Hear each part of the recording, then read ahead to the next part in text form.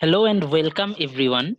I am Orithra Brahmo and today I am going to discuss one of the most important part of DBMS and that is normalization. তো normalisation শুরু করার আগে প্রথমে একটু দেখে নেওয়া যাক যে একটা ডেটাবেস সিস্টেমে কি কি অ্যানোমালিস থাকে। সাপোজ এই একটা রিলেশন আমরা এখানে দিয়েছি। বেসিক্যালি তিন ধরনের অ্যানোমালি কোনো ডেটাবেসে থাকতে পারে। First one is the insertion anomaly. তো ইনসার্ট অ্যানোমালিতে কি হয়, এই এক্সাম্পলটার পরিপ্রেক্ষিতেই বলছি। ধরা যাক নতুন কোনো একজন এমপ্লয়ি জয়েন করলো, কিন্তু তাকে তখনও অবধি কোনো প্রজেক্টে অ্যাসাইন করা হয়নি। তো এই ক্ষেত্রে সেই এমপ্লয়ের রেকর্ডটা আমি ডেটাবেসে রাখতে পারবো না, কারণ এই ডেটাবেসে এমপ্লয়ি সেই সমস্ত রেকর্ডই রাখছি যারা কোনো প্রজেক্টে অ্যাসাইনড হয়েছে। কিন্তু এমন কোনো এমপ্লয়ি থাকতেই পারে যে নতুন জয়েন করেছে এবং তাকে এখনো অবধি কোনো প্রজেক্টে অ্যাসাইন করা হয়নি।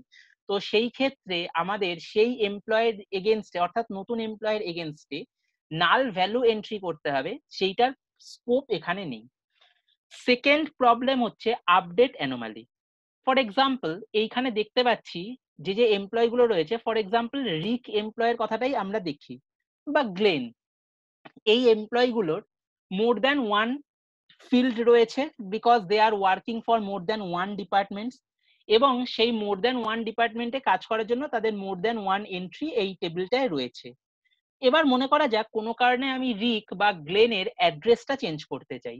যেহেতু তাদের মোর দ্যান ওয়ান রেকর্ড টেবিলে রয়েছে, তাই তাদের যদি অ্যাড্রেস আমাকে চেঞ্জ করতে হয়, ফলে এই টেবিলের মাল্টিপল যে যাদের রো রয়েছে যেখানে তারা ইনভলভ রয়েছে, সেই সমস্ত রো গুলোর ক্ষেত্রেই আমাকে সেই অ্যাড্রেস ফিল্ডটা আপডেট করতে হবে। সো একটা হিউজ ডেটাবেসের ক্ষেত্রে এইটা রিয়েলি আর tedious job. Next one is the delete anomaly. Delete অ্যানোমালির ক্ষেত্রে আমি যদি কোনো এমপ্লয়িকে ডিলিট করতে চাই এবং সেই এমপ্লয়ের রেকর্ড যদি একাধিক বার ডেটাবেসে থাকে, তো সেই সমস্ত ইনফরমেশন গুলোকে আমাকে খুঁজে খুঁজে ডিলিট করতে হবে। That is also a very difficult job. তো এই সমস্ত অ্যানোমালি গুলোর ক্ষেত্রে কোনো ডেটাবেসকে প্রপারলি হ্যান্ডেল করা বা ম্যানেজ করা আমাদের পক্ষে একটু কঠিন হয়ে পড়ে। তো এই অ্যানোমালি গুলো থেকে আমরা বেরোবো কি করে, আমি ডেটাবেসটাকে সিস্টেমেটিক্যালি ওয়েতে কি করে ইউজ করব, সেই ইউজ করার জন্যই আমরা নর্মালাইজেশন করব। তো নর্মালাইজেশনের একটা ফর্মাল ডেফিনিশন এখানে দেওয়া হয়েছে। বেসিক্যালি নর্মালাইজেশন একটা সিস্টেমেটিক অ্যাপ্রোচ যেইটা ডেটাবেসকে কিছু সাব রিলেশনে বা কোনো অ্যাকচুয়াল কোনো একটা বড় রিলেশনকে কিছু সাব রিলেশনে ভাঙে, কিন্তু সেই ভাঙাটা একটা সিস্টেমেটিক অ্যাপ্রোচ মেনটেন করে হয়, যাতে সেই যে সাব ডিকম্পোজ করার পরে যে সাব রিলেশন গুলো আমি পেয়েছি তাদের মধ্যে যেন একটা প্রপার লিঙ্ক আমরা মেনটেন করতে পারি। তো সেইটাই হচ্ছে একটা নর্মালাইজেশনের মূল উদ্দেশ্য। তো সেইটা করার ফলে, এই নর্মালাইজেশন করার মাধ্যমে আমরা ডেটাবেসের যা যা অ্যানোমালি গুলো রয়েছে সেইগুলোকে আমরা ইজিলি সলভ করতে পারি। কি করে সলভ করতে পারি, নর্মালাইজেশন কি করে আমরা অ্যাচিভ করতে পারি, কত রকমের নর্মালাইজেশন হয়, সেইটাই আজকে আমরা মেইনলি ডিসকাস করব। ওকে,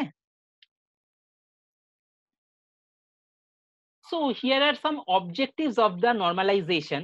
মেইনলি আমরা নর্মালাইজেশন করি কোনো ডেটাবেসের আনডিজায়ারেবল ইনসারশন, আপডেট, ডিলিট এই অ্যানোমালি গুলোকে রিমুভ করার জন্য, ডেটাবেসটাকে সিস্টেমেটিক ওয়েতে হ্যান্ডেল করার জন্য, এবং ডেটাবেসের রিডান্ডেন্সি কমানোর জন্য, এবং মোরওভার ডেটাবেসটার একটা স্টেবল স্টেট মেনটেন করার জন্য।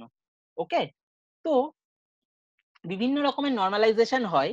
মেইনলি এইখানে আমরা দেখিয়েছি চার রকমের নর্মালাইজেশন হয়। First normal form, that is known as 1NF, second normal form, that is known as 2NF, third normal form, that is known as 3NF, and Boyce Codd normal form, that is known as BCNF. Okay,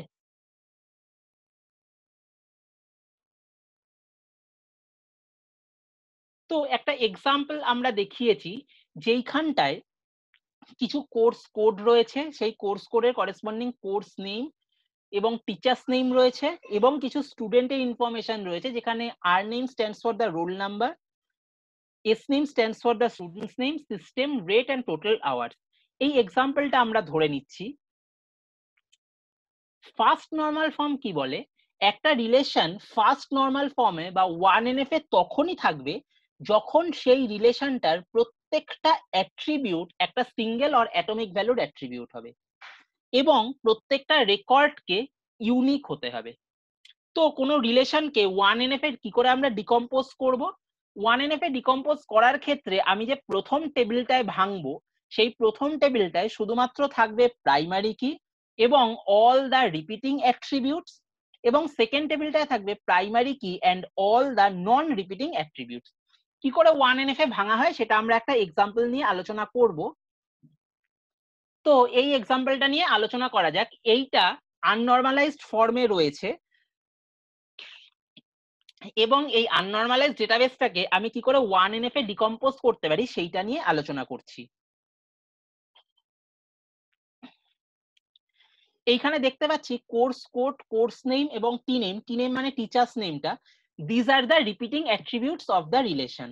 and on the other hand roll number মানে RNO, S name মানে students name, system, rate আর total hours এইগুলো নন repeating attributes. তো 1NF এ ডিকম্পোজিশনের rule আমাকে কি বলে, ফার্স্টে আমি রাখবো প্রাইমারি কি এবং অল দ্য রিপিটিং অ্যাট্রিবিউটস, এবং সেকেন্ড টেবিলে রাখবো আমি primary key and all the non repeating attributes. সেই জন্য ফার্স্ট টেবিলটার আমি নাম দিয়েছি কোর্স এবং সেইখানে রেখেছি primary key. Here course code is the primary key, course code, course name and T name. And second টেবিলটা আমি রেখেছি primary key and all non repeating attributes. তো সেকেন্ড টেবিলে চলে এসেছে course code, RNO, S name, system, rate and total hour. আচ্ছা, ডিকম্পোজিশনের কিছু রুল রয়েছে। যখন কোনো আননর্মালাইজ টেবিলকে আমি ডিকম্পোজ করে 1NF এ ভাঙবো, সেই 1NF এ যে টেবিলগুলো পাবো সেই টেবিলগুলোর নাম্বারিং এই ফরম্যাটে করা হয়। সেই টেবিলগুলোর নাম্বারিংটা করা হয় এই ফরম্যাটে T11। এইখানে T11 মানে টি মানে টেবিল বা কখনো কখনো এটা R11 করেও করা হয়, আর মানে রিলেশন। এইখানে ফার্স্ট ওয়ানটা যেটা দেখাচ্ছে সেইটা বলছে কোন নর্মাল ফর্ম এটা, আর সেকেন্ড ওয়ান যেটা দেখাচ্ছে সেইটা বলছে এইটা কোন টেবিল নাম্বার। T11 মানে ফার্স্ট নর্মাল ফর্মের ফার্স্ট টেবিল। সিমিলারলি T12 মানে ফার্স্ট নর্মাল ফর্মের সেকেন্ড টেবিল, যেখানে এই ফার্স্ট যে সাফিক্সটা সেই ফার্স্ট সাফিক্সটা বলছে কোন নর্মাল ফর্মে আছে, আর সেকেন্ড যে সাফিক্সটা সেইটা বলছে সেই নর্মাল ফর্মে এটা কত number table. So T11 stands for the first table of first normal form and T12 stands for the second table of the first normal form. Okay, so 1NF এ আমি ডিকম্পোজ করে এখানে দুটো টেবিল পেলাম, একটা T11 যেটার নাম আমরা দিয়েছি কোর্স, সেইটার মধ্যে অ্যাট্রিবিউট গুলো থাকছে কোর্স কোড, কোর্স নেম আর টি নেম। আর সেকেন্ড টেবিল পেয়েছি T12, সেইটার নাম দিয়েছি আমরা কোর্স স্টুডেন্ট এবং সেটায় অ্যাট্রিবিউট গুলো থাকছে course code, RNO, S name, system, rate and total hours. Okay, এবার আমরা সেকেন্ড নর্মাল ফর্ম বা 2NF এ যাচ্ছি। একটা রিলেশন সেকেন্ড নর্মাল ফর্মে থাকার জন্য দুটো ইম্পর্টেন্ট ক্রাইটেরিয়া হলো, first of all the relation should already be in 1NF, আর সেকেন্ড ক্রাইটেরিয়া হলো যে প্রত্যেকটা non key attribute should be fully functionally dependent on the primary key. তাহলে এইখানে আমাকে মেইনলি দুটো জিনিসের উপরে ফোকাস করতে হচ্ছে 2NF এ। প্রথমত রিলেশনটা অলরেডি ফার্স্ট নর্মাল ফর্মে রয়েছে, এবং দ্বিতীয়ত এই যে টেবিলটা আমরা পেয়েছি সেইটার প্রত্যেকটা নন কি অ্যাট্রিবিউট মানে নন প্রাইমারি কি অ্যাট্রিবিউট যেগুলো, সেগুলো ফুললি ফাংশনালি ডিপেন্ডেন্ট হতে হবে প্রাইমারি কি এর ওপরে। ফুললি ফাংশনালি ডিপেন্ডেন্টটা কি জিনিস একটু বলে দেই। ধরা যাক একটা রিলেশন রয়েছে এবং সেই রিলেশনে চারটে অ্যাট্রিবিউট রয়েছে ABCD। এইবার এ বি দুটো কম্বাইন্ডলি সি কে ডিটারমাইন করছে এবং এ একা ডি কে ডিটারমাইন করছে, এরকম যদি একটা সিনারিও আমরা মনে করি, এইখানটায় আমরা বলতে পারি C is dependent on A B. Okay, on the other hand A B determine C. তাহলে সি কে এ আর বি দুটো কি অ্যাট্রিবিউট, সেই দুটো যৌথভাবে সি কে ডিটারমাইন করছে, কিন্তু ডি কে ডিটারমাইন করছে শুধুমাত্র এ। সেই জন্য আমরা এখানে বলবো C is fully functionally dependent on AB and on the other hand D is partially dependent on only attribute A. Not dependent on B. যেহেতু আমার এখানে দুটো কি ভ্যালু রয়েছে এ আর বি, সি এ আর বি দুটোর ওপরেই dependent, সেই জন্য ফুললি ডিপেন্ডেন্ট। কিন্তু ডি শুধুমাত্র এর ওপরে ডিপেন্ডেন্ট, বি এর ওপরে ডিপেন্ডেন্ট নয়, তাই জন্য ডি কে আমরা বলছি পার্শিয়ালি ডিপেন্ডেন্ট। তো 2NF এ হওয়ার জন্য এই পার্শিয়ালি ডিপেন্ডেন্সিটা রাখা যায় না। কোনো পার্শিয়ালি ডিপেন্ডেন্সি থাকলে 2NF এ সেটাকে আমাকে ব্রেক করতে হয়। ওকে, কি করে ব্রেক করব দেখা যাক।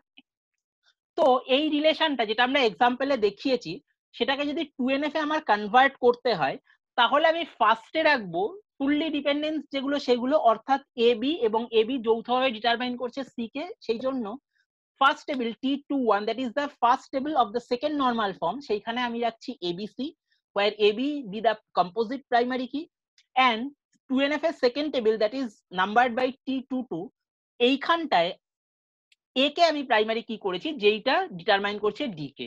তো এই জিনিসটা এইভাবে করে আমি পার্শিয়াল ডিপেন্ডেন্সিটা ভাঙতে পারি। আমাদের এক্সাম্পলে এটা কি করে করব দেখা যাক। তো ফার্স্ট NF থেকে আমরা এই দুটো টেবিল অলরেডি পেয়েছিলাম, একটা পেয়েছিলাম T11 কোর্স এন্ড আরেকটা পেয়েছিলাম T12 কোর্স স্টুডেন্ট। আমরা T11 দেখতে গিয়ে দেখছি যে এই T11 টেবিলে যে যে অ্যাট্রিবিউট গুলো রয়েছে সেইগুলো অলরেডি 2NF এ রয়েছে, কারণ এইখানে কোনো পার্শিয়ালি ডিপেন্ডেন্সি নেই, বিকজ কোর্স নেম আর টি নেম দুটো কমপ্লিটলি কোর্স কোডের উপরে ডিপেন্ডেন্ট, অর্থাৎ course name and T name is completely dependent on the attribute course code, অর্থাৎ কোর্স নেম আর T name fully functionally dependent on course code. কিন্তু T12 অর্থাৎ course student বলে যে টেবিলটা দেখছি, সেইখানে দেখতে গিয়ে আমরা দেখতে পাচ্ছি এইখানে একটা পার্শিয়ালি ডিপেন্ডেন্সি রয়েছে। কেন পার্শিয়ালি ডিপেন্ডেন্সি রয়েছে? কারণ শুধুমাত্র টোটাল আওয়ার্সটা শুধুমাত্র কোর্স কোড এবং আরএনও দুটোর ওপরে যৌথভাবে ডিপেন্ডেন্ট, কিন্তু রোল নাম্বারের ওপরে শুধুমাত্র dependent S name system and rate, অর্থাৎ roll number determines S name system and rate. On the other hand আমরা বলতে পারি যে এস নেম সিস্টেম এবং রেট রোল নাম্বারের ওপরে ডিপেন্ডেন্ট। তাহলে যেহেতু এখানে কোর্স কোড আর রোল নাম্বার কম্পোজিট কি, কিন্তু এস নেম সিস্টেম আর রেট শুধুমাত্র রোল নাম্বারের উপরে ডিপেন্ডেন্ট, কোর্স কোডের উপরে ডিপেন্ডেন্ট নয়, তাই জন্য এইটাকে আমরা বলবো পার্শিয়ালি ডিপেন্ডেন্ট। তো যেহেতু পার্শিয়ালি ডিপেন্ডেন্সি T12 টেবিলে রয়েছে, সুতরাং এইটা 2NF এ নেই, এইটাকে আমাদের 2NF এ কনভার্ট করতে হবে। কি করে কনভার্ট করব দেখা যাক। তো এইখানটায় T12 বলে যে টেবিলটা আছে সেই, অর্থাৎ কোর্স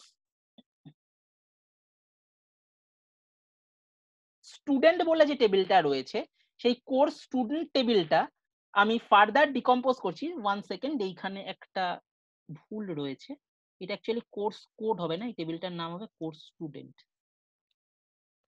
ওকে,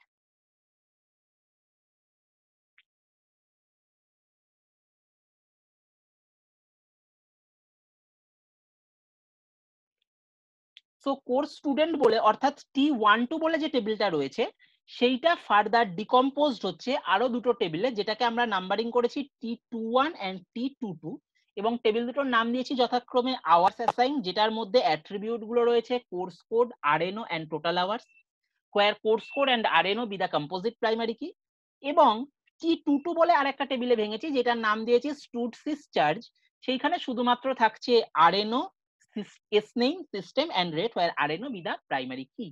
তো 2NF এ যেভাবে ডিকম্পোজ করতে হয় পার্শিয়ালি ডিপেন্ডেন্সিকে ভাঙার জন্য, আমরা সেইভাবে পার্শিয়ালি ডিপেন্ডেন্সিকে ভেঙে এখানে T21 এবং T22 বলে দুটো টেবিল পেয়েছি।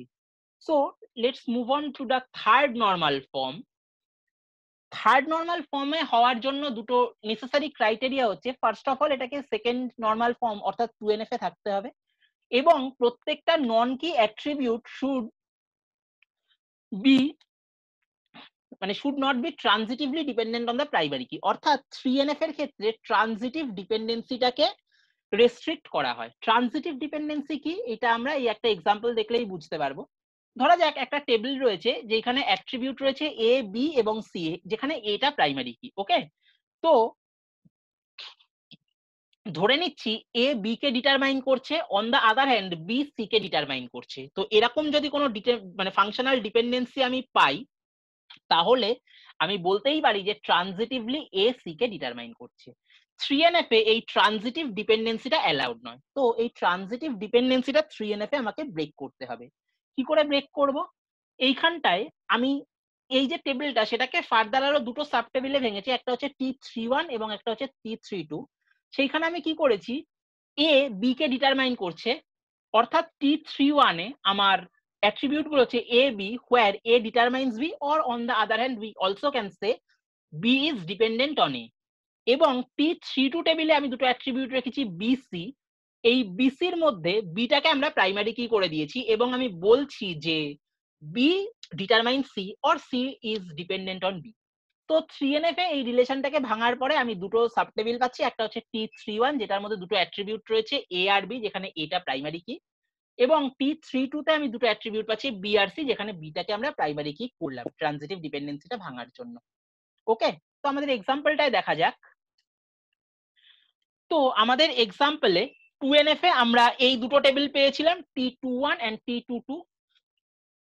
ওকে, তো T21 এ করতে গিয়ে আমি দেখলাম এটা অলরেডি ইন 3NF, কারণ এইখানে কোনো ট্রানজিটিভ ডিপেন্ডেন্সি নেই। কিন্তু T22 অর্থাৎ স্টুড সিস চার্জ বলে যে টেবিলটা আছে সেইটার উপরে লক্ষ্য করে আমি দেখলাম যে সেইখানটায় এসনেম এবং সিস্টেম এই দুটো ডিপেন্ডেন্ট অন, এইখানটায় এসনেম এবং সিস্টেম এই দুটো dependent on roll number. On the other hand rate is only dependent on system.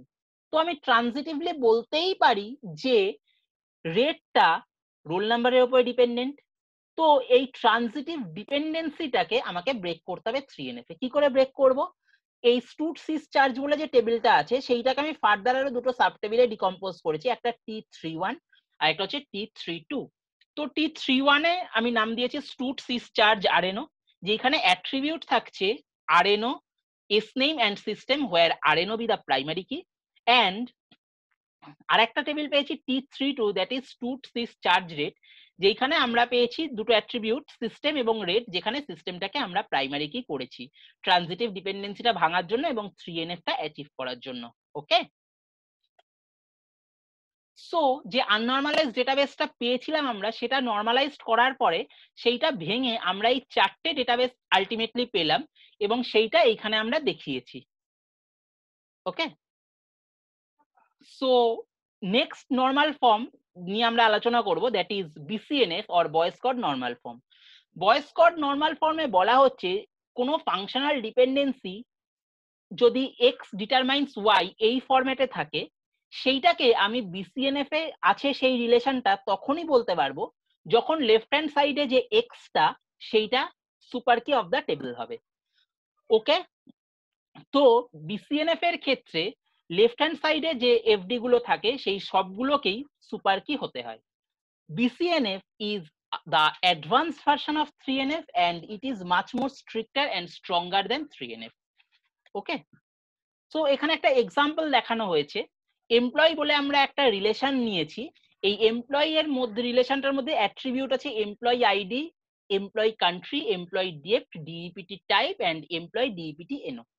ওকে, তো এবং ফাংশনাল ডিপেন্ডেন্সি গুলো দিয়ে দেওয়া হয়েছে EMP ID determines employee country and EMP DEPT determines DEPT type and EMP DEPT NO. ওকে, তো এই রিলেশনটার থেকে আমরা ক্যান্ডিডেট কি পাচ্ছি হচ্ছে EMP ID and EMP DEPT। তো এই রিলেশনটা BCNF এ নেই। কেন BCNF এ নেই?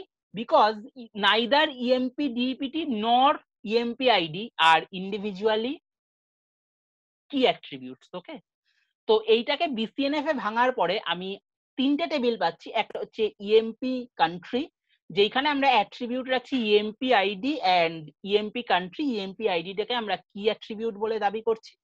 আচ্ছা, ইএমপি ডিইপিটি পাচ্ছি, যেখানে EMP DEPT and DEPT type and EMP DEPT number আছে, যেখানে ইএমপি ডিইপিটি বলে যে অ্যাট্রিবিউটটা সেটাকে আমরা কি অ্যাট্রিবিউট করছি, এবং ইএমপি ডিইপিটি ম্যানেজিং ইএমপি ডিইপিটি ম্যাপিং, সেইখানে আমি অ্যাট্রিবিউট পাচ্ছি EMP ID and EMP ডিইপিটি।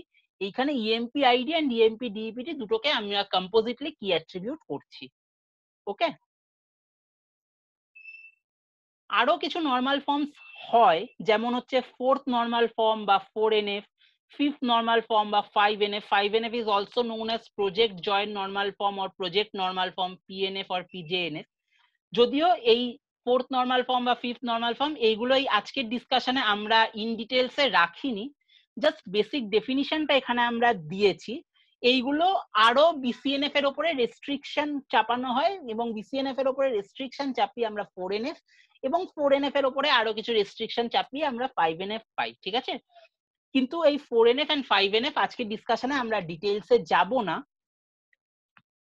So এতক্ষণ আমরা যা আলোচনা করলাম সেখান থেকে যা পেয়েছি তার একটা সামারাইজড ফর্ম এখানে দেখানো হয়েছে।